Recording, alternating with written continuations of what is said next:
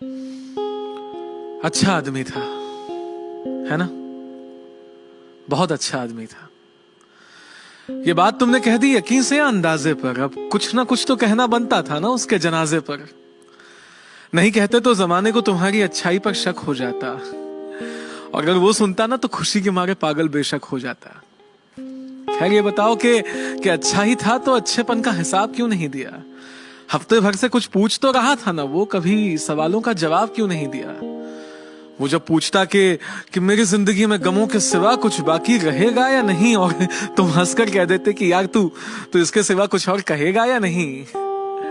काश के हंसी ठहाके के सिलसिले को तोड़कर देखा होता।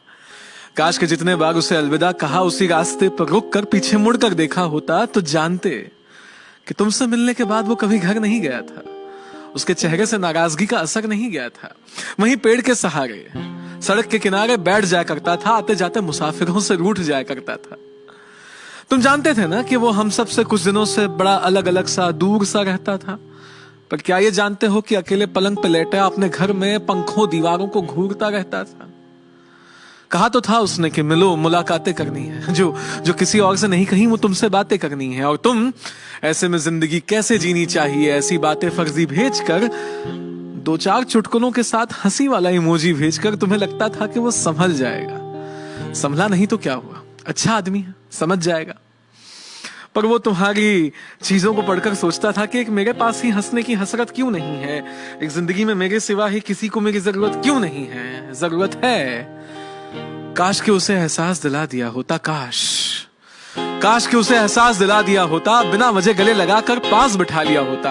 काश के जानते कि हर रोज वो जानबूझकर बिना कुछ खाए बेहोश कैसे हो जाता था। काश के समझते कि वो बोलते बोलते खामोश कैसे हो जाता था। काश के उसके लिए ही उससे लड़ लिया होता, उसकी घर की दीवारों से ज्यादा उसकी उस डायरी को पढ़ लिया होता, तो जानते कि उसके आंखों में कोई सपना नहीं था। उसके अपने बहुत थे पर उसका कोई अपना नहीं था। काश के हम में से कोई तो उसके घर पे वक्त पर पहुंचा होता, तो उसने उस दवाई की शीशी को खोलने से पहले कुछ तो सोचा होता। काश। कहते हैं रिश्ते बांधते हैं ना, तो उसके घर में वो जंजीर मौजूद थी।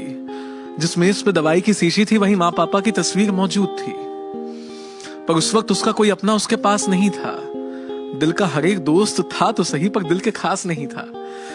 इस बार उसने जिंदगी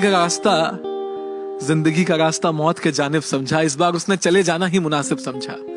जाते जाते जिंदगी से सीखता गया वो, अपने आखिरी खत में लिखता गया वो कि मेरी मन मर्जी है कि मेरे दोस्तों को इसमें शामिल मत करना, वहां जाकर परेशान हो जाऊं, इतना काबिल मत करना।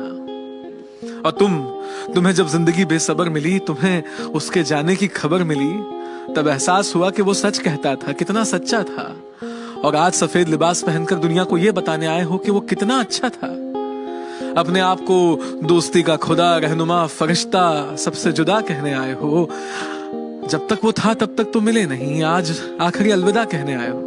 खैर, जब वक्त की परतों से लम्हों की धूल हटाओगे, जब उसके कब्र पे फूल चढ़ाने जाओगे, तो थोड़ी सी बेअदब सी, अजब सी लेकिन नाराज आएगी।